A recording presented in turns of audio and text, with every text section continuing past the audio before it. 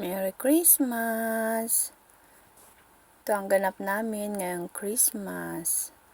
Ayan. Nagpunta lang kami ng Colon City. Nagpicture-picture lang kami dyan sa may Christmas trees. Ayan. Kinuhanan ko lang ang mga yan. Kanilang display.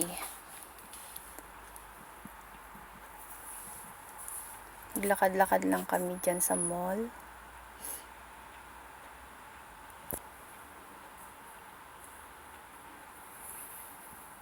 Dahil malamig, dito lang kami sa loob ng mall.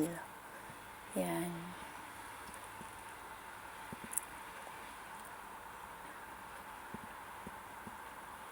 Yan, picture lang sa mga Christmas trees nila na magaganda. Mga snowman.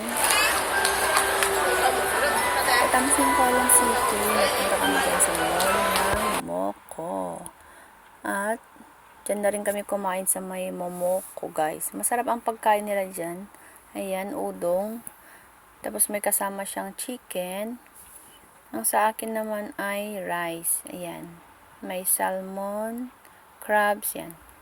Yung kasama ko, si ate, ang food niya ay yung udong. Ito, may free na rin siyang kape or milk tea. Yan. Pagkatapos namin kumain, naglakad-lakad ulit kami. Magpunta kami ng Nanfong sa may Moko. Ay, Mongkok pala. Mongkok, ayan. Tingin-tingin sa mga shampoo, sa mga pagkain, mga chocolates. Madami doon, guys. Mas mura ang bilihin doon. Pag gusto nyo mag-box, ayan, marami siyang marami silang sale din doon ngayon. Sa Nanfong Mongkok. Ayan, mga seaweeds. Sa mga hilig sa mga seaweeds, ayan, marami doon, guys. Mga chocolates, nuts, gummies, ayan po. Ayan, mga biscuit. Yan pong Oreo nila is naka-sale ngayon. Mga chocolates. Marami doon, guys. Noodles, marami din. Kompleto sila doon. Ayan, malaking Ferrero.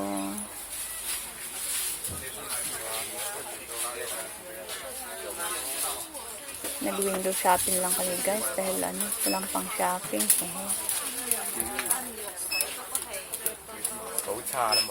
Vitamins din marami.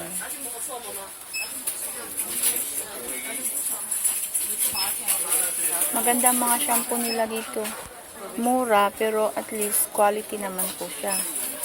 Hindi siya yung mura na peke.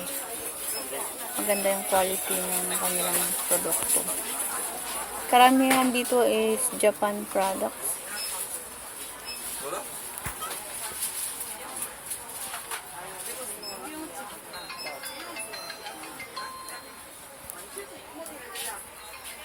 Ayan, lakad-lakad lang. Ayan. Yung hair color nila yan, dalawa, 50. Naka-sale po siya ngayon. Ayan.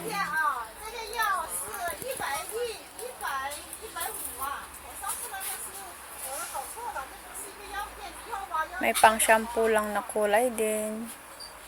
$45 ata nakita ko dun. Ayan. Tapos, nagpunta kami ng park. Doon kami naghiga-higa.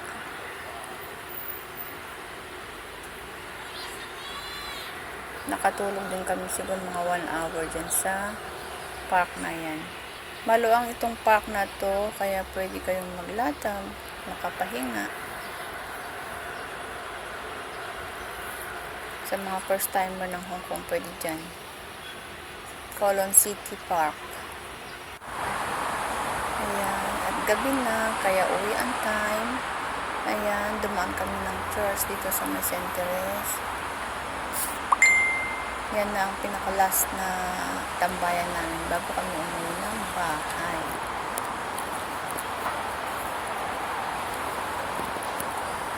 Gabi na. Yan po ang ganap ng December 25, guys.